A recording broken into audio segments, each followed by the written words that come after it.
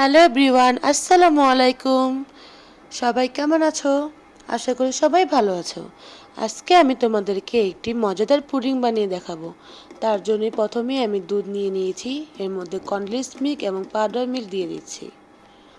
দুধটা ঘন হয়ে আসলে আমি নামিয়ে নিচ্ছি। আমি 7টা ডিম দিয়ে আমি পুডিংটা বানাবো। আমি একটি ব্লেন্ডারে জারে ডিমগুলি দিয়ে নিচ্ছি। আমি ডিমগুলোকে এখন ব্লেন্ড করে নিচ্ছি।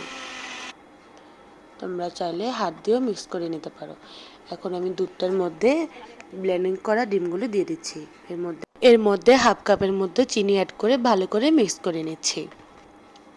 মিক্স হয়ে গেলে আমি পুডিং বানানোর জন্য ক্যারামেল তৈরি করে নিচ্ছি। প্রথমে আমি চিনি দিয়ে ক্যারামেলটি তৈরি করে নিলাম। ক্যারামেলটি ঠান্ডা হয়ে গেলে আমি এর মধ্যে আগে থেকে তৈরি করা দুধটা দিয়ে দিলাম। আমি পুডিংটা রাইস কুকারের মধ্যে করব।